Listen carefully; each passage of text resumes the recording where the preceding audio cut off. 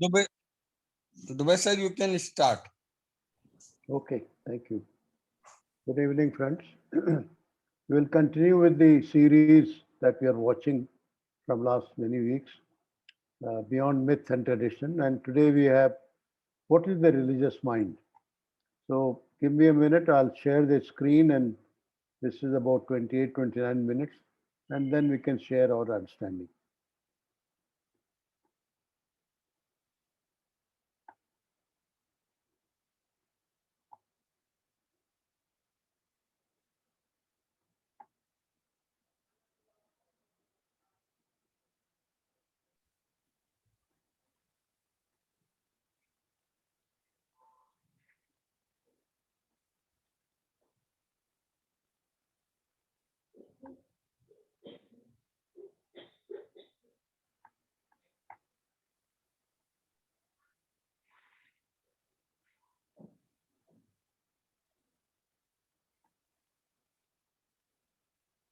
Are you able to see the video, the screen now? Yes, sir. Okay.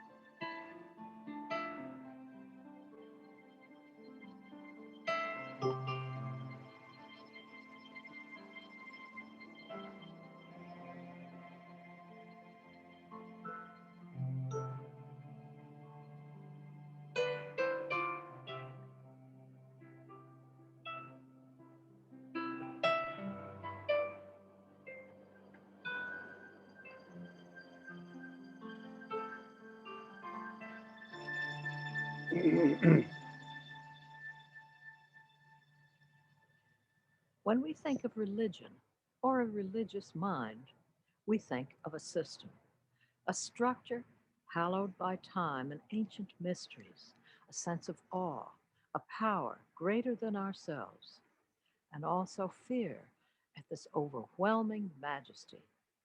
Devotion wells up. The rules of organized religions, the dogmas, creeds, and commandments, have been sanctified over the centuries. Should these rules be ignored, dire consequences are said to occur, from hellfire and the torments of the damned to bad karma and reappearance in another life in a lowly, not to say subhuman form. Do we still need these threats of a boogeyman? Are the myths and traditions of the past enriching us, or have they become sterile shells? The word religion comes from the Latin religare, meaning to bind together or bind back. Is a mind that is bound to the past truly religious? Krishnamurti on the religious mind.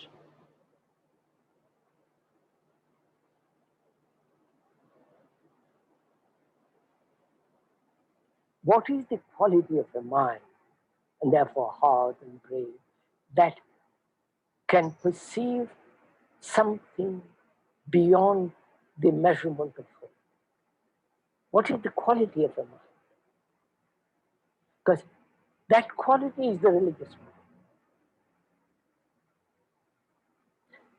That quality of a mind that is capable, that has this feeling of being sacred in itself, and therefore is capable of seeing something immeasurably sacred.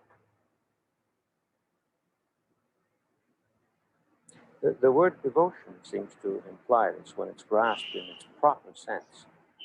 To use your earlier phrase, gathering together Yes. Toward a one-pointed, attentive. Attention is, would you say attention is one-pointed? There's a difference between concentration and attention. Yes, yes. Concentration is exclusion. I concentrate. That is, bring all my thinking to a certain point. Whereas, and therefore, it is excluding, building a barrier so it can focus its whole attention on that, whole concentration on that. Whereas attention is something entirely different from concentration. In that, there is no exclusion. In that, there is no resistance. In that, there is no effort. And therefore, no frontier, no limits. How would you feel about the word receptive in this respect? Again, who is it that is to receive?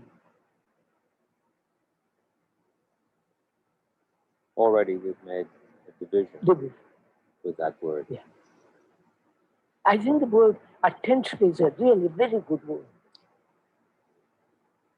Because it not only understands concentration, not only sees the duality of reception, the receiver and the receiver, and also it sees the nature of duality and the conflict of the opposites. And attention means not only the brain giving its energy, but also the mind, the heart, the nerve, the total entity, total human mind, giving all its energy to perceive. I think that's that's the meaning of that word for me. To be attentive, attend, not concentrate, attend. That means listen, see, give your heart, give your mind, give your whole being to attend. Otherwise, you can't attend. If I'm thinking about something else, I can't attend. No.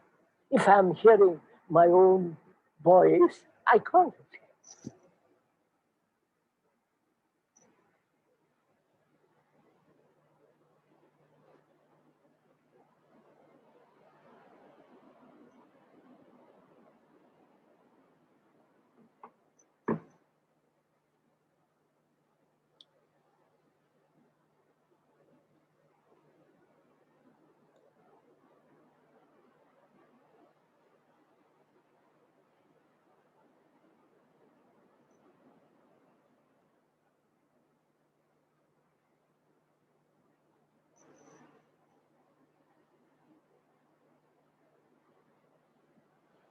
Most of us are slaves to tradition, slaves to some kind of belief, faith,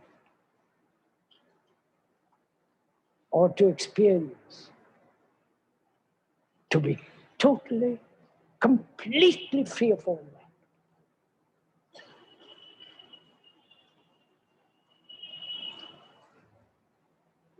Freedom, as we said before, that very word implies love. If there is no freedom, there is no love. You cannot possibly achieve that freedom through some figure, symbol, person, idea. Freedom means the ending. Ending of the self, the me.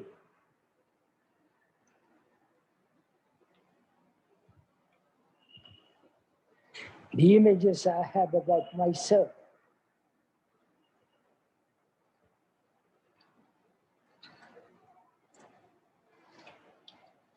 Then when my brain is free, only then is there that supreme intelligence.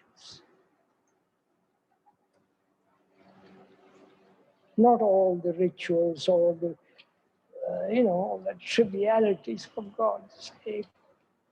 sitting in a posture, meditating, breathing. You follow? That's not, if one can use that word spiritual, that's not all. That's all the movement of memory and thought.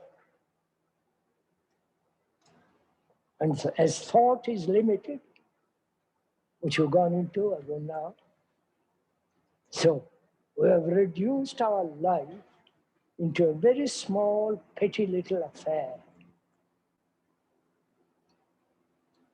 To be free of that entirely. And it's possible. Don't accept my word for it. I say it is possible. Find out, do it.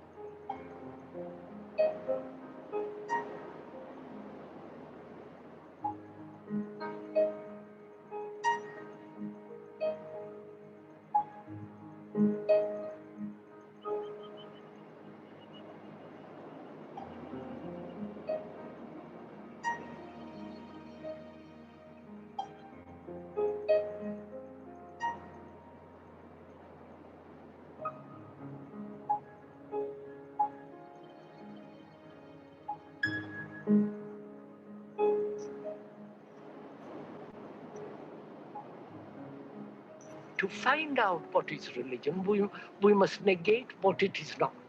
What is not love? Which love is not hate, love is not jealousy, love is not ambition, love is not the violence. So when you negate all that, the other is, which is compassion. In the same way, if you negate what is not religion, then you find out what is true religion. That is, what is the truly religious mind. First of all, therefore, belief is not religion. And the authority which the churches, the organized religions assume, is not religion. That in that there is all the sense of obedience, conformity, acceptance, the hierarchical approach to life, the division between the Protestant, the Catholic, the Hindu, the Muslim, and all, that's not religion. So when you negate all that, which means you are no longer a Hindu, no longer a Catholic, no longer belonging to any sectarian outfit, then your mind then asks, what is then truly religion? This is not with their rituals, with their masters, with their savior. That's not religion. Therefore, when the mind discards that intelligently because it has seen it's not, then what is religion? Religion is not what I think, but religion is this sense of comprehension of the totality of existence, in which there is no division between you and me. Then, if there is that quality of goodness, which is virtue, real virtue, not this phony virtue of society, real virtue, then the mind can go beyond and find out through meditation, through a deep, quiet silence, you can find out if there is such a thing as reality. And therefore, a religious mind is a mind that is constantly aware, sensitive, attentive, so that it goes beyond itself into a dimension where there is no time at all.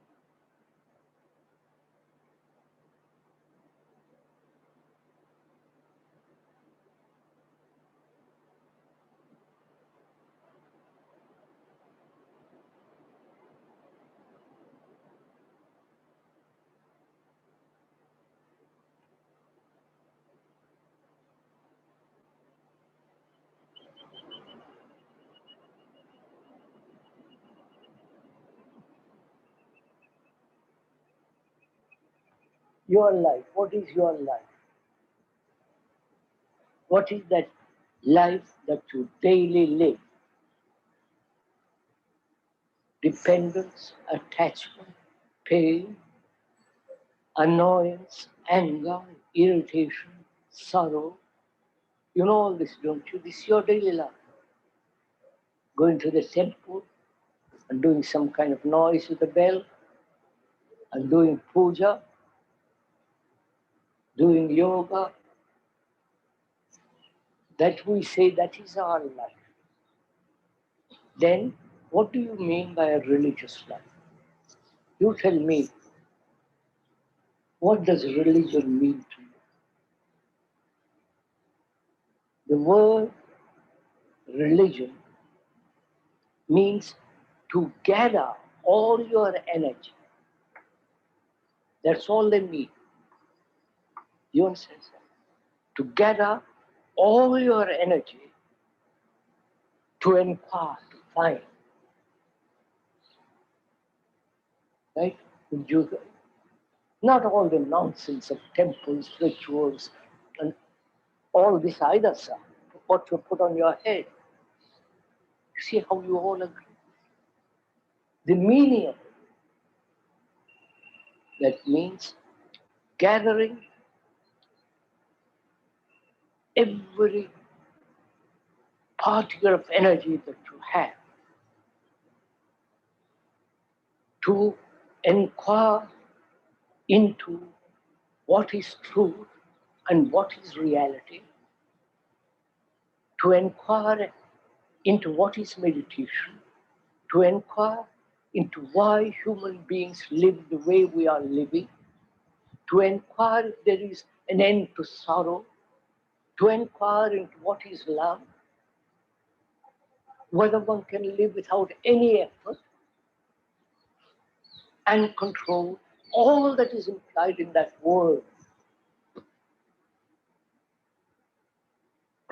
A religious life implies being a light to yourself, which means no outside authority, including the speaker. Have you any authority? Spiritual authority? You have had various Guru Mahatma, Mr. Gandhi, and so on, all the way from the 6th, 5th, 4th, 3rd century down to the present. And where are you having been led for these thousands of years? Where are you? Or you want to be still led?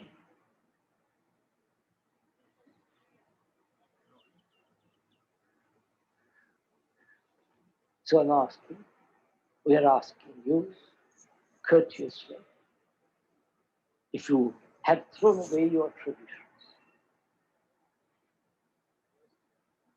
traditions be nationality, your caste, your beliefs, your rituals, going to the temples, all that. Have you thrown it away? No? No. Then how can you find out what religious life is when you are blind?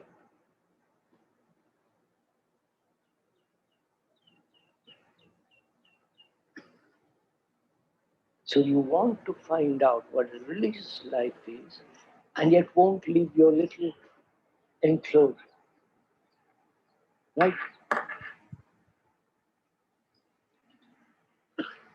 You are tied to your tradition, and you want to inquire into something that demands a mind that is capable, a heart that can really love. Without that, freeing yourself from your tradition, your culture, your belief, how can you find out anything? You can repeat what the Gita said, or the Upanishads, or some other book. What value has it? What are we all playing at first?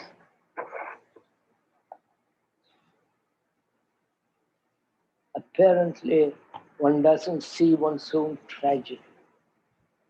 Right, sir?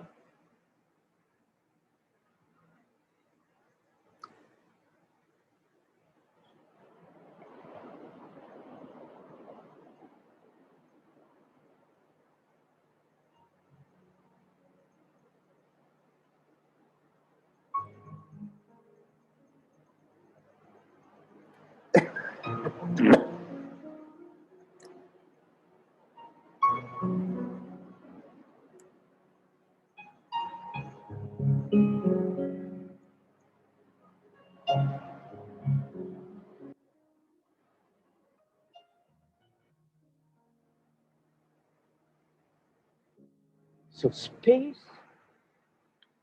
in the mind means the emptying of consciousness, of all its content. And therefore, the consciousness which thought as me has created ends, and therefore there's space. And that space is the universal mind space.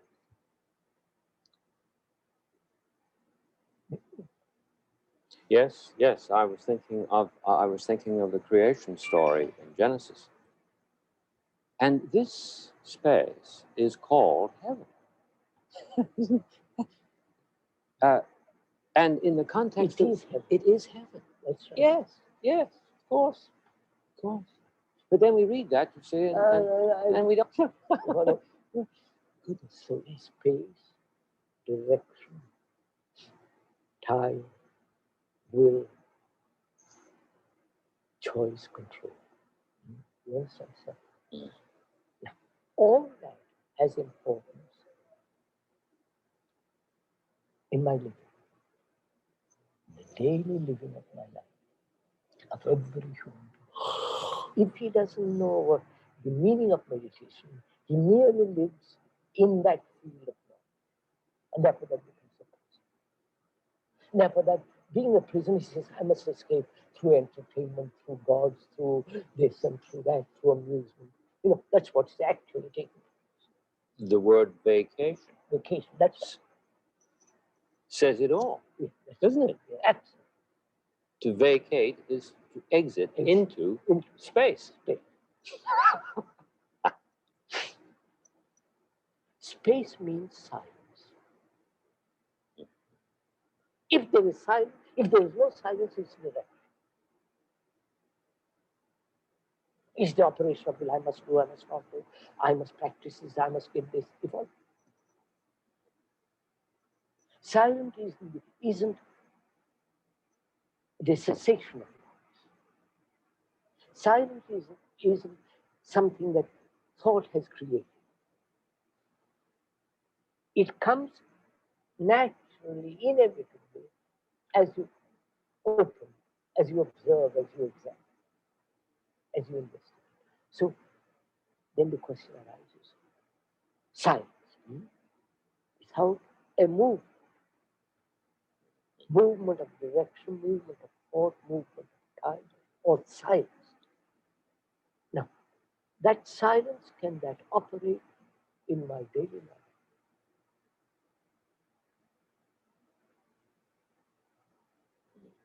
I live in the field of noise as knowledge that I have to do. And can there live in with silence and at the same time? For me, it is possible. I'm not saying out of vanity. I say this in great humility. I say that is possible. It is so. Then what is? When the mind is utterly silent, what is the immeasurable? What is the everlasting? What is the eternal? Not in terms of God and all these things man has invented. Actually to be there. Mm-hmm. Now, silence in that deep sense of that word opens the door. Because you got there all your energy. Not a thing is wasted. There is no dissipation of energy at all. Therefore, in that silence is summation of energy. Precisely. Because there is no conflict, no control, no reaching out or not reaching, searching, asking, questioning, demanding, waiting, praying, none of it. Therefore, there is tremendous, all that energy which has been wasted is now gathered in that silence. Mm-hmm. That silence has become sacred. Because obviously, Of course it is. it has not the sacred thing which thought has invented. It is only such a sacred mind can see this, the most supreme sacred, the essence of all that is sacred. I do. So there it is. God isn't something that man has invented or created it out of his image and longing and failure. But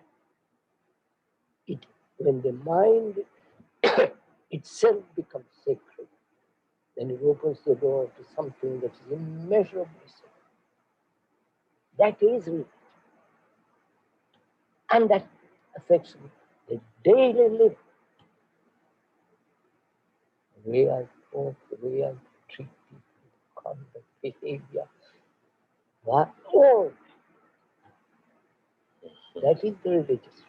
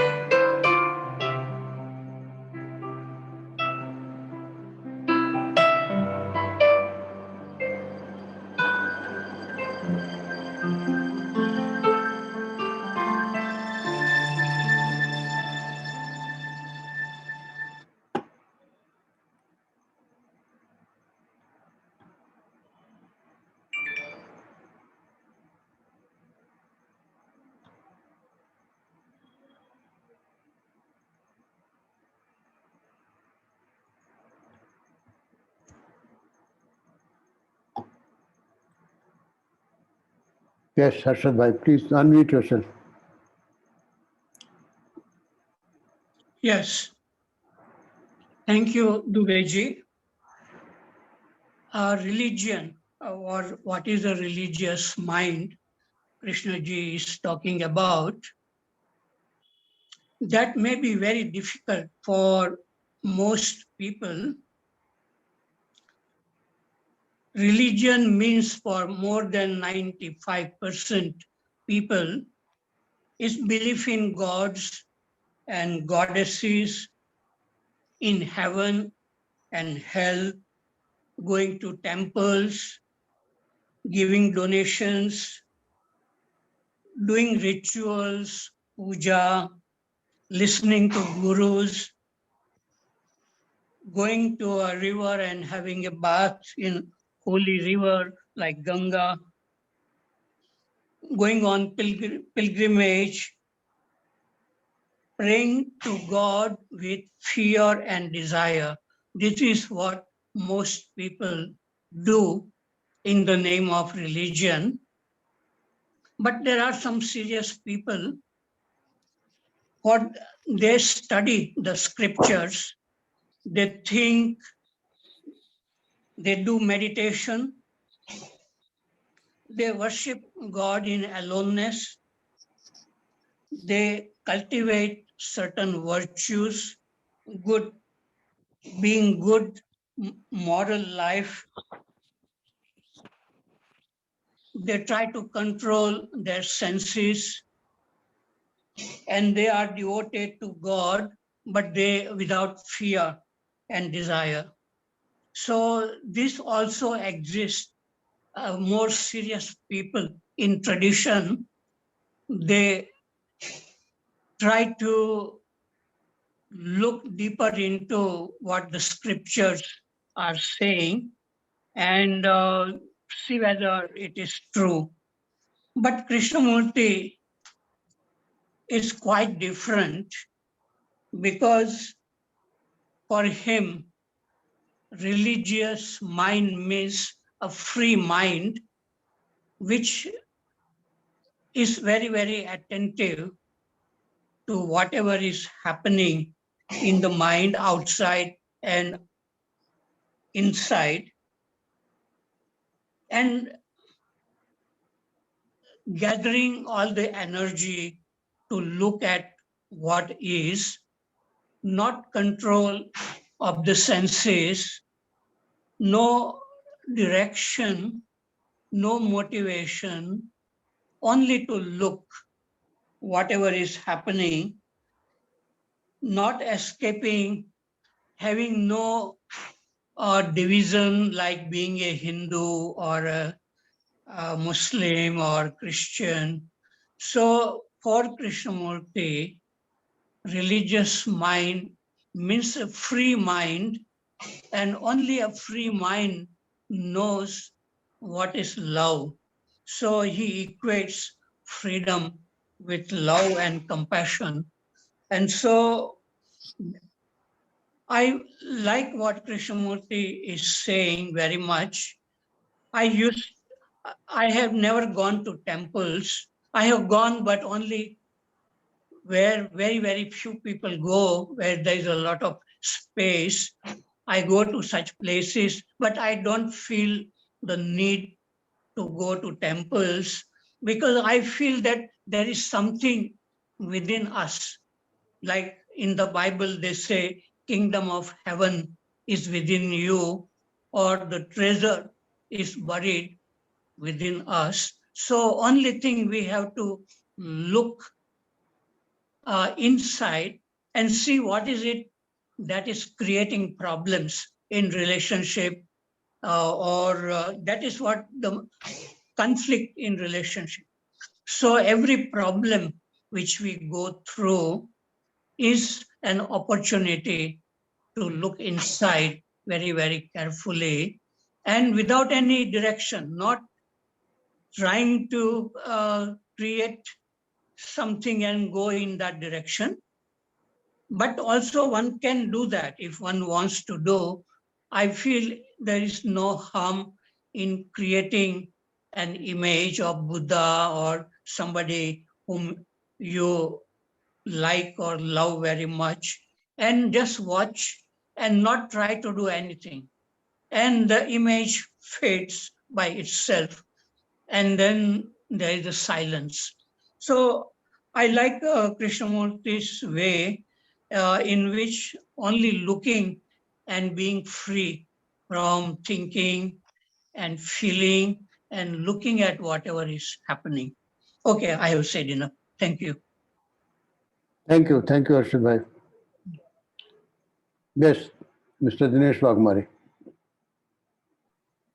Please Are unmute you able yourself. to? Yeah. Are you able to listen to me, sir? Yeah. See, both the concepts, or let us understand it from the conceptual point of view first. Krishnamurti, what Krishnamurti said, he has talked about scientific mind, learning mind, religious mind, and silent mind. So, scientific mind, all know, we have discussed enough time. It's an open mind, and it's a mind of a scientist. Second, he said, is learning mind, which is moment to moment, which is learning and negating the false.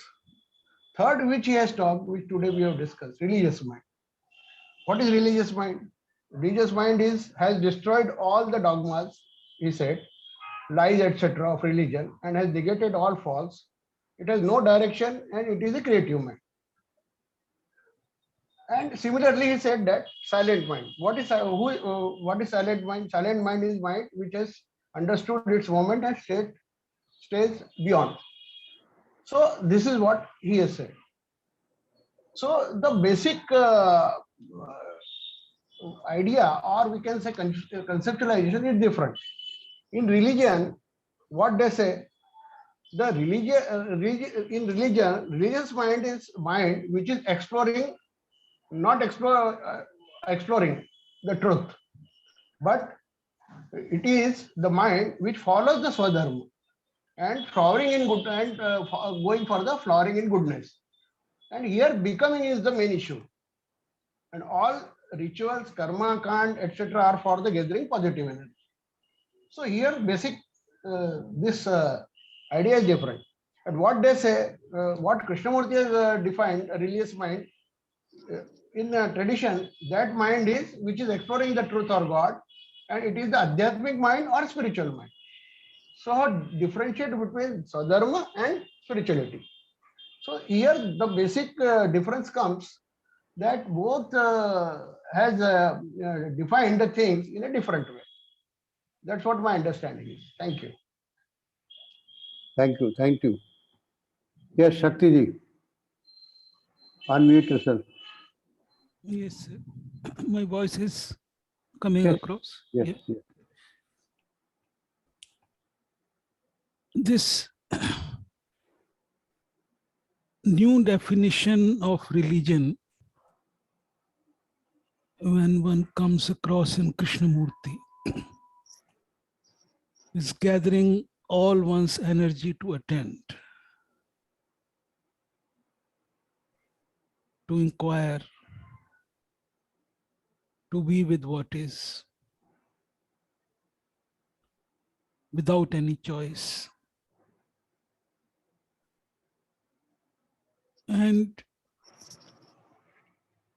I see, while experimenting with it, the difficulty that arises with me is that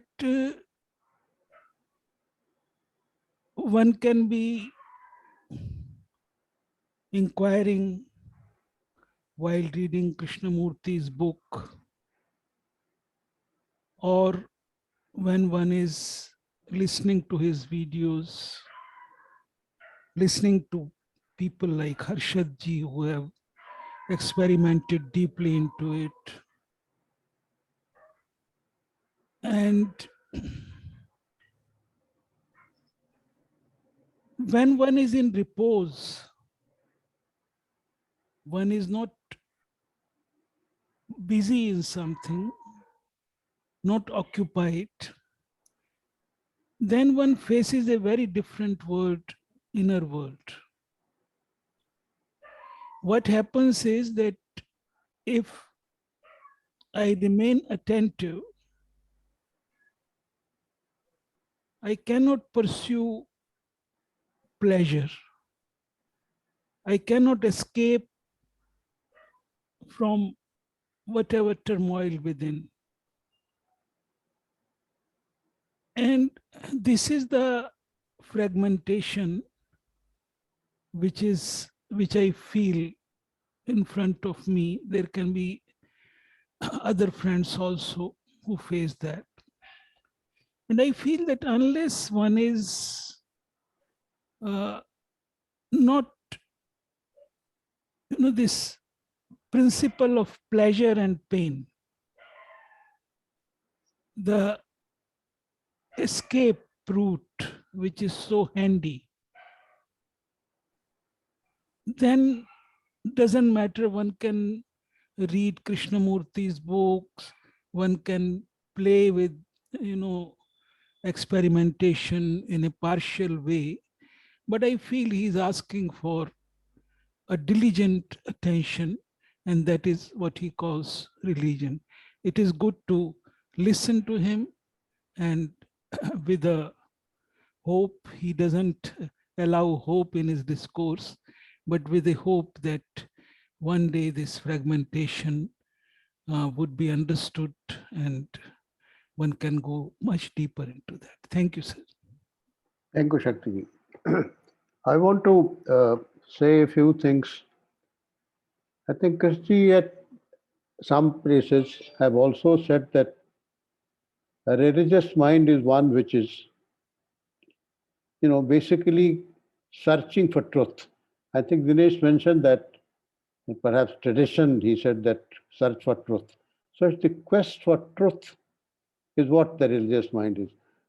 In tradition, there is a word called dharma, which is not a Hindi translation of religion, but it has 4 components, And the first component of dharma is nature, the nature of fire, the nature of water, the nature of, many things it is supposed to do. And then comes responsibility. What is the responsibility of a king, a student, a teacher, and so on? And thirdly, something which binds us together, which is the quality of dharma. And lastly, spiritual upliftment. Now, all that becomes dharma. So when we say that, Harshad Bhai said, I don't go to temple. I think he didn't say that with contempt, but even if you are going to a temple, there's nothing wrong with it. So long you don't start feeling yourself to be a greatly religious person or spiritual person. I think if there is a cultural thing that exists in our society, you can do that and question every time. Why am I going to a temple? Does it bring about any change in my perception, in my psyche?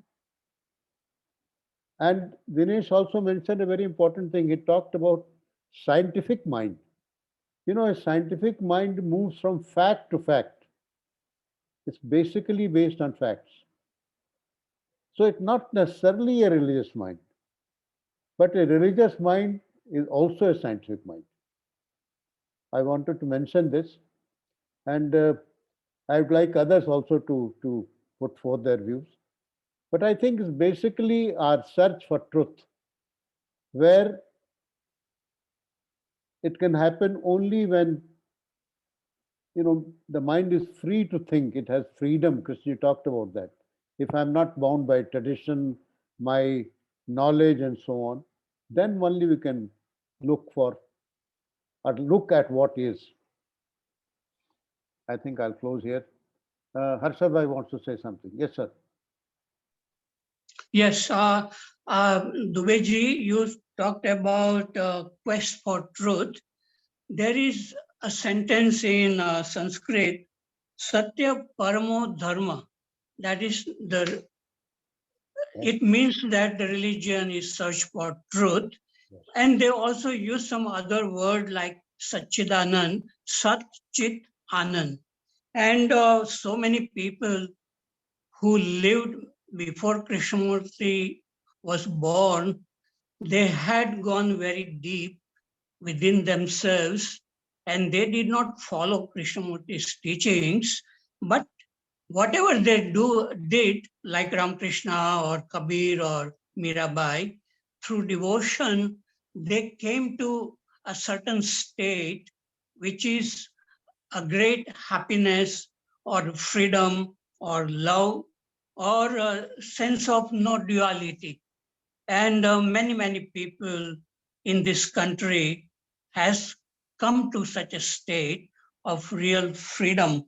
And Astavakra, if you have read, he is talking from freedom only, and he never comes down in his dialogue with King Janak.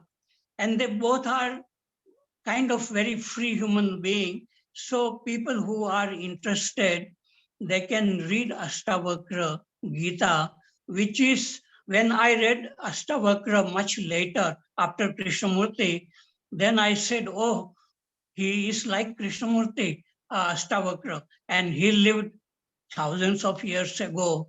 So people can come to this truth by whatever way they go into, but how they do it is very important. And there is no path actually, but whatever path you do it, how you do, how passionate you are, that determines how your life is unfolding in this state of freedom in which problems, if they are coming, they are seen very clearly, and that seeing becomes a freedom. Okay, I've finished. Thank you, Harshad. Yes, Mr. Rajendran, please unmute yourself. Good evening, sir. Good evening. Good evening to all our friends. See whether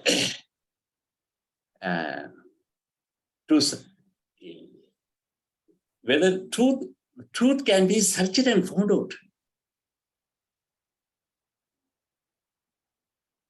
Whether to inquire and find out the truth, whether the idea, if you have a slightest idea of what truth is, whether that will lead to that will lead us to the truth. Will it not be a bias? Whether others' truth, can we adopt others' to truth? I could not see the truth, I could not see it. I don't know what is truth. But somebody has seen it, somebody has discovered it. Truth cannot be invented, okay. Somebody might have discovered it. Whether I can just adopt it. Whether the truth belongs to any one individual who discovered it. Just like Columbus discovered America, whether America belongs to Columbus. Okay, sir. When the search ends, after seeing the truth. Thank you, sir. Thank you, Mr. Rajendran. Thank you.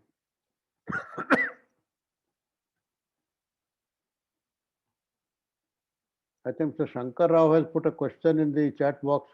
Go ahead and ask, sir. Why don't you ask yourself?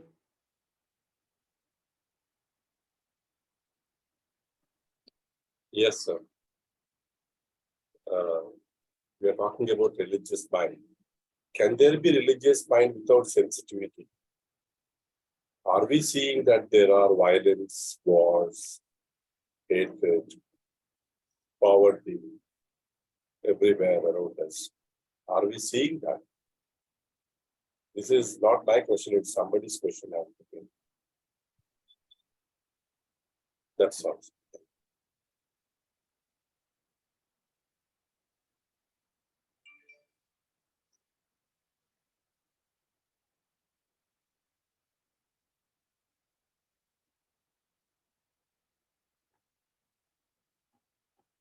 Yes, Dinesh. Whatever Shankar ji has talked, my personal views are That is because of the people's vested interest.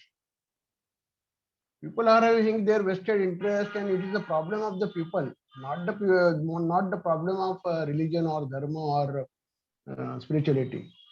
So they are having their malintentions, and because of that, these wars and have taken place. So this is a time immemorial thing, and one has to go deep and see who is the real culprit. Thank you.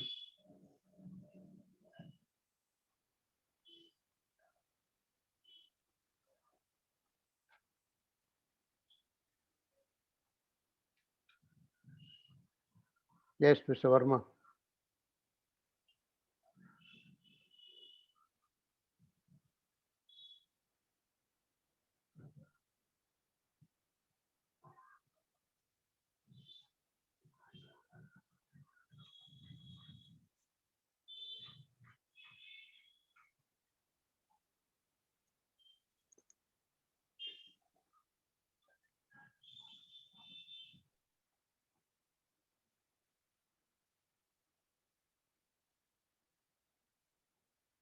Yes, Anandji.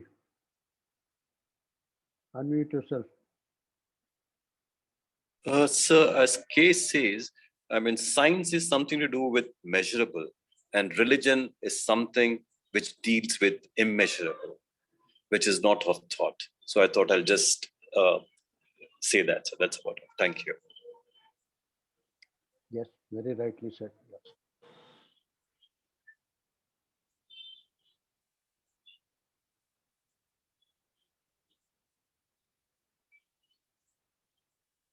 Yes, Harshad bhai.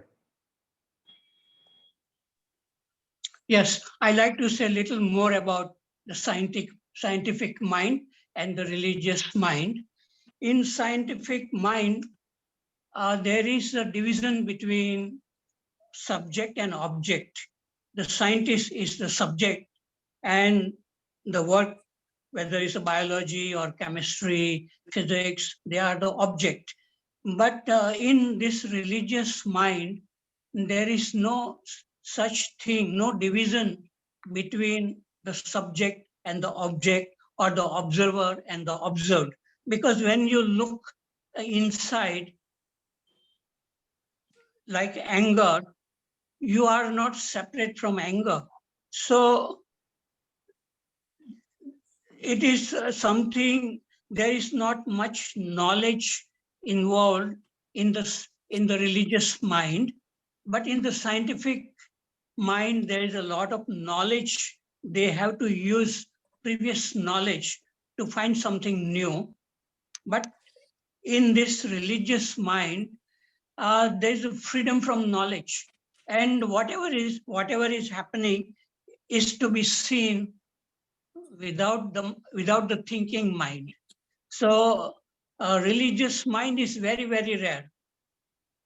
Scientific mind, many scientists, they may be very good, but they don't know what is happening in their own mind. And so they have many problems in relationship. They have a desire, they have a fear, competition, everything. Because I have come across scientists who were very, very good, but they had many problems. And one scientist whose office was in front of my office in Canada, he committed suicide. He was a well-known scientist, and a lot of research he has done, but there was some problem in relationship in the family, and he committed suicide. And the professor with whom I did my PhD, he was very good, but one day his wife and child ran away, and because the professor was very, very ambitious about becoming a great scientist. And somebody mentioned about war, and behind this war is also ambition on the part of politicians who want to increase the power, and so they invade other country, and in that way, out of ignorance, this war happens. And war is actually happening in the life of most human beings. when they have a problem. And this inner war manifests as outward war. And within the society or international war and all that is, behind it is fear, desire, ambition, and violence. Okay, I have finished. Thank you, Harshad bhai. Yes, Shakti ji, please unmute yourself. I wanted to say something about the scientific attitude in religious matters or so-called spiritual matters is very important because, say, for example, Krishnamurti at a place says that the more inattentive you are, more insensitive you are to the life, become more mechanical. Now, I have to be skeptical about his statement and at the same time not rejecting it and going into experimentation as much as I can. That is the scientific attitude. And non-scientific attitude will be to make an idea about it and to praise it and to believe in it, but at the same time being mechanical, being inattentive in life. No step has been taken to test it out. And it has become a formula. I can fight about it, can create a church around that idea. So that is the problem of non-scientific attitude. Thank you, sir. Thank you, Shakti ji. Yes, Mr. Rajendran, please unmute yourself. Sir, I also want to ask one more question, sir. See whether the religious mind, scientific mind, silent mind, etc., whether it is a different kinds of minds, how many minds we are having? Or is it the same mind? Suppose a glass of water, if you add sugar, it is sweet. If you add salt, it is salty. If you put it in the fridge, it is cold. If you heat it, it is hot. If it flows in the Ganges, it is holy. If that is mixed with the tulsi and give it in the temple, it is tirtham. Whether it drops on the blade of grass, it is dew. Whether it is the same mind and it's a different mind. Whether our thought, this neurotic thought, gives all its colors, scientific and religious. And when thought is silent, it becomes silent mind. Whether thought gives all the shades to the mind or I don't know, sir. Just to ask the question. Thank you, sir. Thank you. Harshad bhai, you want to answer this? Yes, I like to say that our mind is like a soap bubble. And when you look at the soap bubble, there are colors are spreading on it continuously. And these colors are changing and everything outside is reflected on the surface of the bubble. So our mind is not something very fixed. There are a lot of things going on and it is like a soap bubble, changing thoughts, feelings, everything is changing. But there is something else which can look at all these thoughts and feelings and changing colors. And that is what Krishnaji calls choiceless awareness, which is also exists a part of the mind, which can look at thoughts and feelings very clearly. So our mind is changing all the time. So we can't really say that it is a silent mind forever. There is then it can get excited, it can become sad, it can become very happy. So, but all this thing can be seen clearly from choiceless awareness. Okay, thank you. Thank you. Thank you, Harshad Bhai. Yes, Ms. Arun, please unmute yourself. Hello, good evening to everyone. So actually, Krishna ji mentions that religion is basically to gather all the energy to find out various things like inquire into truth, reality, meditation, and all that. That's what I heard. But for me, as such, I've heard as energy, like we have, I mean, what I know is like we have the physical energy that the body requires, and for day-to-day functioning. And the mental energy, basically, as we know by now, that it is controlled mostly by our thoughts. And so my question is like, actually, when Krishna ji mentions gather all the energy, is there some other kind of form of energy in the form of, he mentions the word like attention and awareness? And are these energy completely different? And if so, where do they actually exist? How do they come into being? Because if you see, when we say, okay, let's be attentive for any particular time, it is a thought only which says, no, be attentive. So I'm just wondering where this attention or awareness just comes into when does it take place? Yeah, thank you. Thank you, Arunji. I'll just give an example, not an answer to your question, but when you go to a new place, you pay so much attention to buildings, to flowers, everything around. Where from that energy comes, where the thought takes a back seat and your full attention is drawn to something that you see. The Krishna calls it the energy of love. There is no thought involved in it. You just see it. There is total seeing. That is the kind of energy he's talking about. Otherwise, and once you have seen that thing, second time when you see it, the energy gets scattered. The mind doesn't want to spend time on it because it has images stored in its brain and all that, and it immediately knows, well, I've seen this, that kind of thing. This is one way of explaining. Sir, but if you have seen it once, why doesn't it stay forever? That is the problem, because the mind has created an image of that thing now. It's not true in case of children. If you watch children who are 2-3 years old, if you bring the same thing, same toy, after 10-15 minutes, they have the same interest in looking at it, because they normally don't have a developed long-term memory. But in our case, the mind doesn't want to spend so much energy in looking at it because it has extracted something from it and kept it in its memory. So it knows what it is.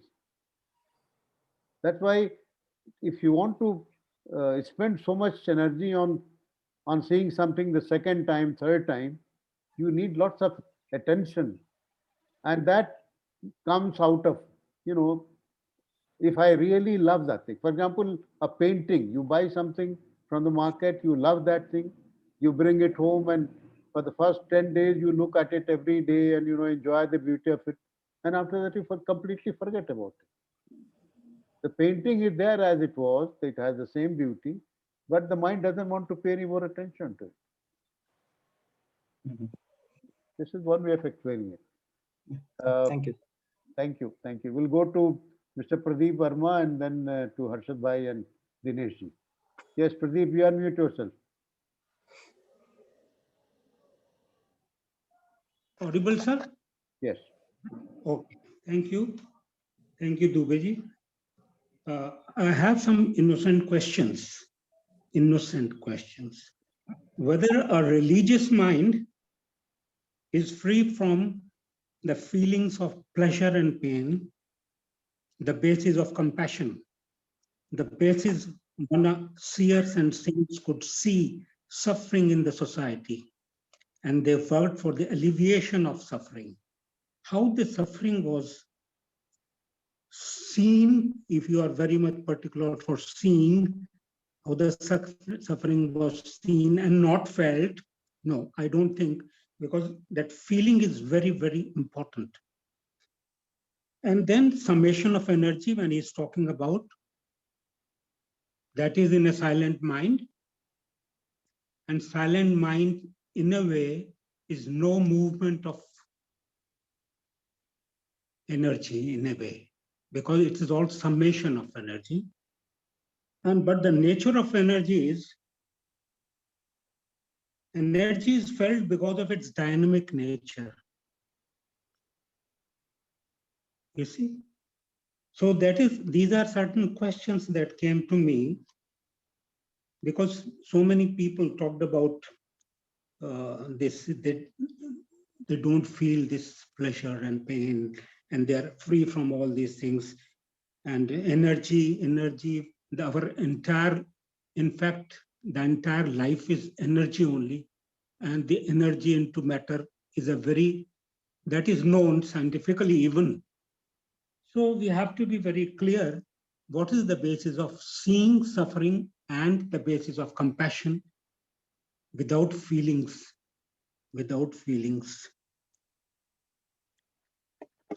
Thank you. Thank you very much, sir. Thank you. Yes, Harshad bhai, please go ahead. Unmute. Yes. I like to say something about gathering energy. I feel it is a passion, really.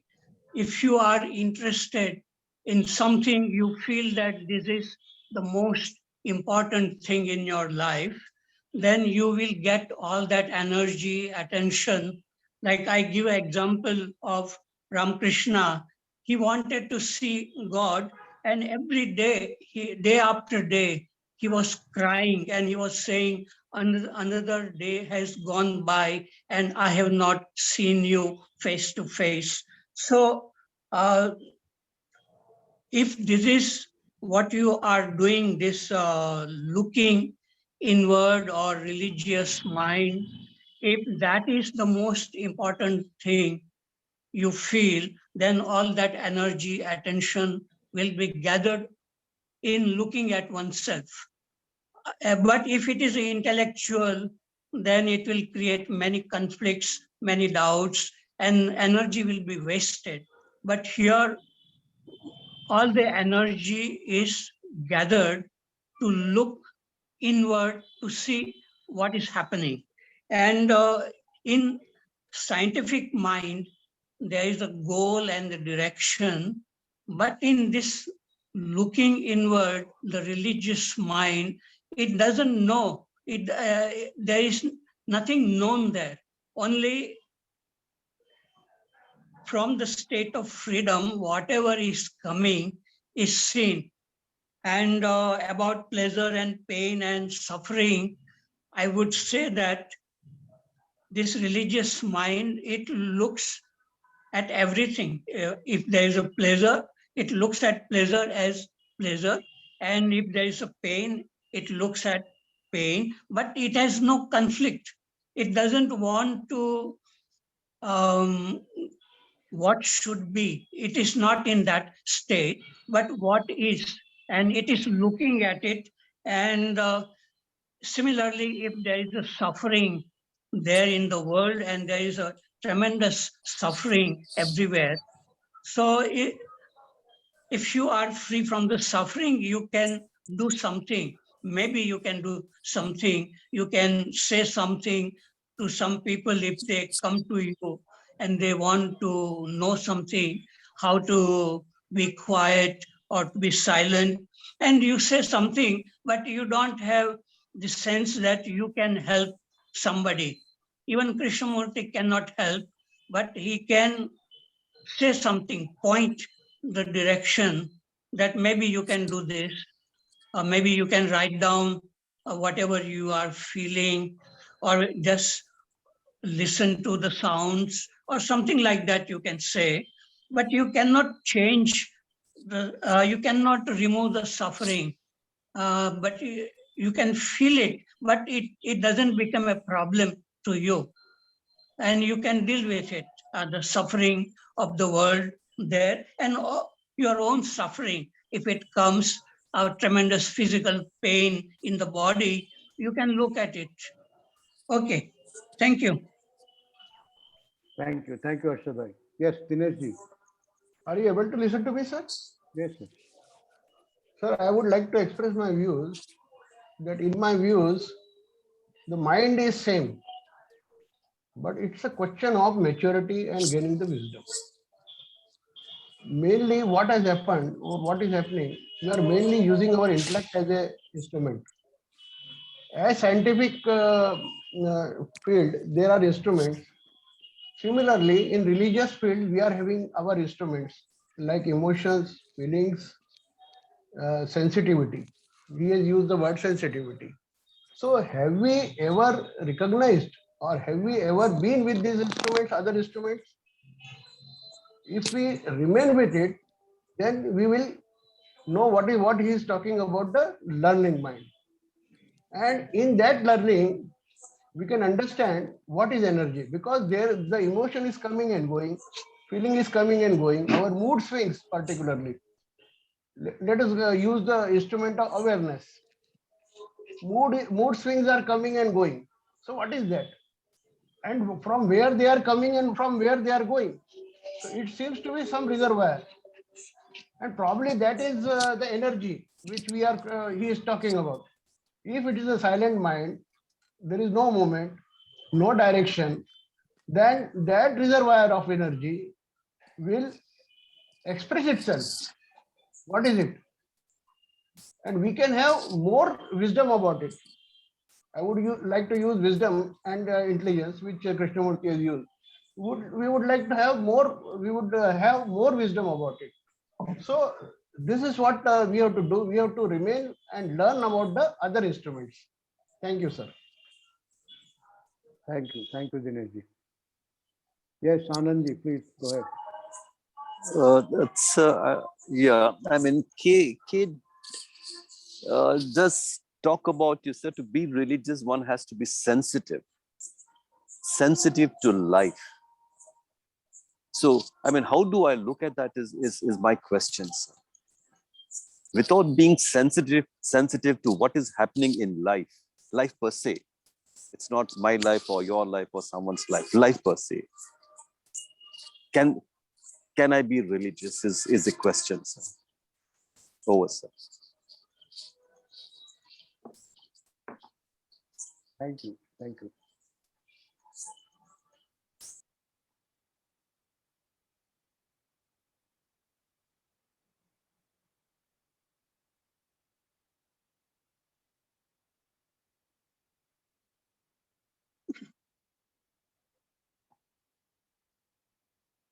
Yes, Harshad, please go ahead. Yeah, are you able to hear? Yes. Yeah. How to look? This is a question. How to look? It comes when we are not looking. If we are looking, we don't ask this question. And it requires curiosity to look inward, and not in order to become something, but just what is happening. And it requires the freedom also at the beginning. It's like being in an empty room and your eyes are open, the door is open, and somebody enters through the door, and you know that somebody has come. So similarly, looking at thoughts and feelings is like being in that emptiness or silence. And if a thought is arising, you are looking. So all this depends on whether a person is really interested in looking. And that is a passion. It gives energy, and curiosity, honesty to look at oneself, sensitivity, all this is required to look clearly what is happening within us. And that inward looking tells us everything about ourselves in a direct way, not through reading Krishnamurti or Ashtavakra, but looking at our own self, we begin to understand ourselves as we are. And then there is no conflict then when we look, not trying to be somebody different than what we are, So I would say that this question, how to look, it arises because we are not able to look. If we are looking, it's like asking a butterfly how to suck honey from the flower. So when the butterfly is on the flower sucking honey, the butterfly doesn't ask how to do it.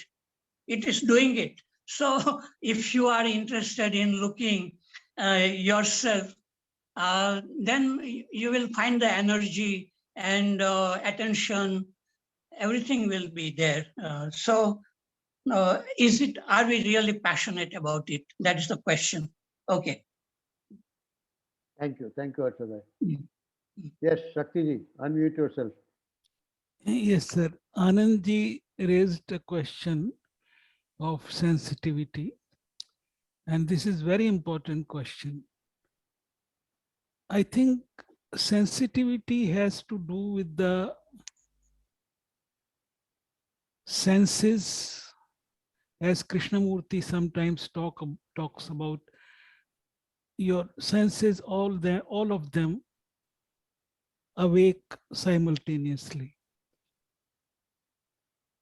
So if I'm going on a road and I'm lost in thoughts, so my sense of hearing, my sense of watching, everything is at the lowest level. Although I am looking at the roadside, although I am hearing the noises. So this is Krishnamurti's one of the great departure from the traditional way is to look at the world outside, not only looking within, looking thoughts, that is all right, but to be the senses, to hear, to smell, and that only can be done if the thought has found its right place. Otherwise, most of the time, I'm lost in thought. So somewhere sensitivity is connected with this challenge of understanding thought and seeing if the senses can remain awake. Thank you, sir. Thank you, Shakti ji. I just want to add to what Shakti ji has said, that I think it's always better to start from outside because that's easier for most of us. And once we start looking at outside things, then slowly it's possible to go inside and also a little deeper. So it's always better because external things are easier to look. Yes, Dinesh ji, and then Mr. Pradeep Verma. I would also like to add the same thing. Today he has used the word attention while discussing with or in dialogue with Anderson. So when you are having attention, it is not concentration, it is not absorption in thought, it is open. So when you are open, all your senses are free to give you the data and data of with full freedom. So when you are free, then you can say that it is a sensitivity. So sensitivity is basically getting data freely from your senses. And that is possible only when you are having attention, which he has said. Thank you. Yes, Mr. Verma. Yes, sir. Audible? Yes, yes. Yes. I'm happy to see that some consensus is there now, and the importance of feelings and sensitivity have come up to surface. Then we are now trapped in and out, inside me and outside me. Although JK has amply clarified there is nothing in and out, there is only one wave. Anyway, that is not, I don't want to discuss on that. And then when you know yourself, to know yourself, you know yourself best in relationship. You see, relationship with everything, most of the things by nature are outside you. You are dependent on lot of outside only. Fresh air, water, everything available outside.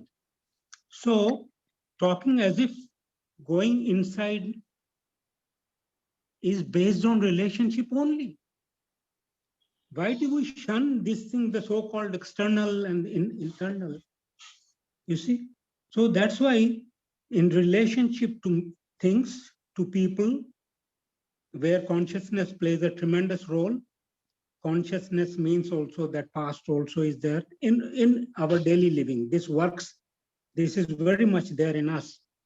What we are imagining probably some utopia based on our understanding of some sphere. So this is what I feel in relationship. And that's why inside and outside, as long as we are keeping a wall in inside and outside, I don't think there is any. Thank you very much. Thank you. Yes, Harshad bhai. Yes, about inside and outside, we all look at a tree, but how we look at the tree depends on our inner space. And a poet, artist, or a mystic, how he looks at a flower is different than a person who is selling flower or just earning money. So we all look at outside, but how we look, it depends on our inward state. So everything can look very beautiful if there is a beauty within us. So that is why where we have to concentrate, I feel, initially, to look inward and see there is a clarity, then there will be clarity in looking at everything, mountain or a star or a sun, sunset, sunrise, everything look very beautiful, very clear, very fresh. So that is why Krishna ji gives so much importance to inward state, because from inward state, we look at outside, and how we look outside, it depends on our inward state. Okay, I have finished. Thank you, Harshad bhai. Yes, ma'am. Lovely, Ray. Yes. Please unmute yourself. You have muted yourself. Yeah. Yeah. Namaskar. Namaskar. I am Lovely Roy from Kolkata. I have joined this discussion for the first time. I feel elated. And to today's discussion, I would like to add from my side that I observed Krishnamurti from in alignment with a little bit of knowledge of Tagore that I have read. And today's discussion is, I found two verses which you all allow. Then if you all allow, then I can present it into Yes, here. please go ahead. Please go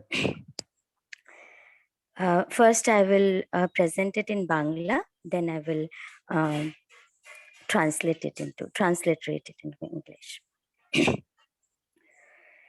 হি সখা মম হৃদয়ে রহু, হি সখা মম হৃদয়ে রহু, সংসারে সব কাজে ধ্যানে জ্ঞানে হৃদয়ে রহু, হি সখা মম হৃদয়ে রহু, নাথ তুমি এসো ধীরে, সুখ দুঃখ হাসি নয়ন নীরে, লহু আমার জীবন ঘিরে, হে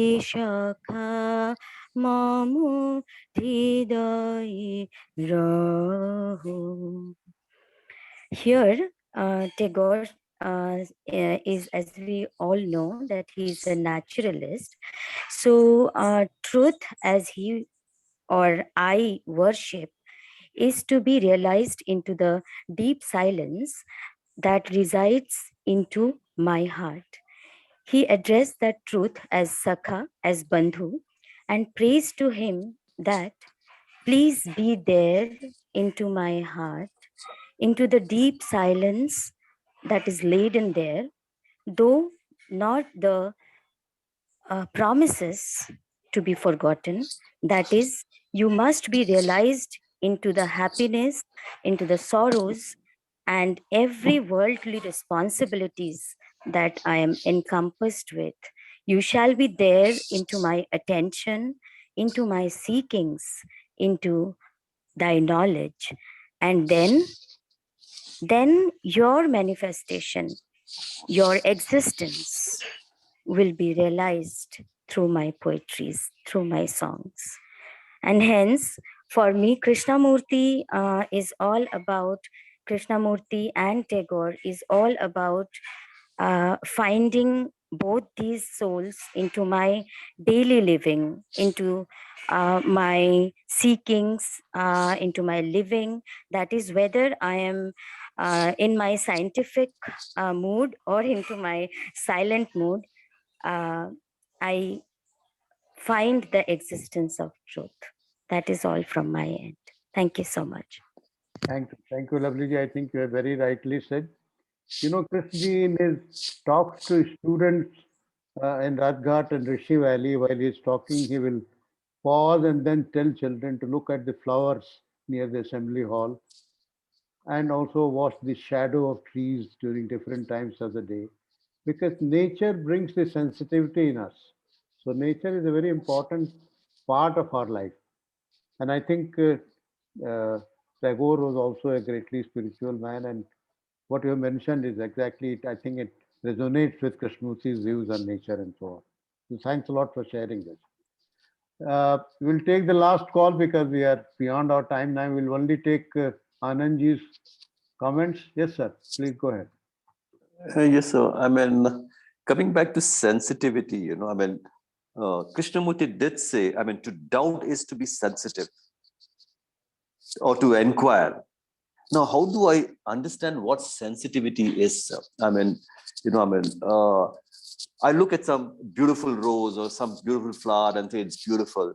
But when I see something ugly, I want to avoid it. I want to keep away from it. But whereas he says we have to be with both. It's just not the what I call beauty or what I call ugly. Can I watch both of them without saying it's a beauty and ugly? That is what he's talking about. And to see that, one has to be in communion with it. It's extremely difficult. To see something, whether it's beautiful or ugly, and then I verbalize it. And most of the time, I want to have pleasurable activities. I want to see that beautiful rose, a beautiful sunset, beautiful sunrise. So I have to. The more I want it, the more pleasure I want it. I get back to my conditioning. So when I'm talking about sensitive, am I really sensitive? I need to question. To question is to be sensitive. Seriously, when I begin to question, it requires sensitivity, sir. That's about all. Thank you. Thank you, Anandji. Thank you. Verma Sahib, we can have the last word since you have raised your hand. Please unmute yourself. And let's make it brief. Unmute yourself. Yeah.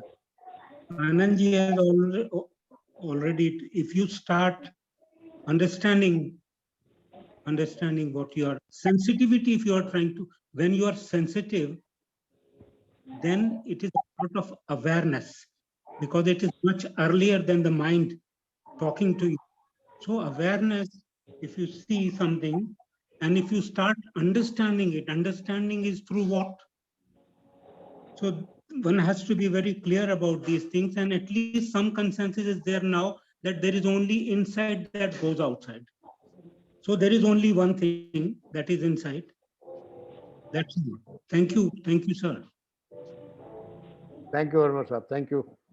I think we have come to the end of this session. Next Sunday, we have Miss Meena Martini from Finland, and she will be talking to us on the theme, It's All About Love. And the timing is 6 p.m. to adjust to her timing. It will be Sunday at 6 p.m. Same link, everything same. So if you're free, please do join us. Thanks a lot. Good evening. Thank Good you, night. Dubey. Thank you, Dubey. Thank you. Thanks to all participants. Please close it, Modak.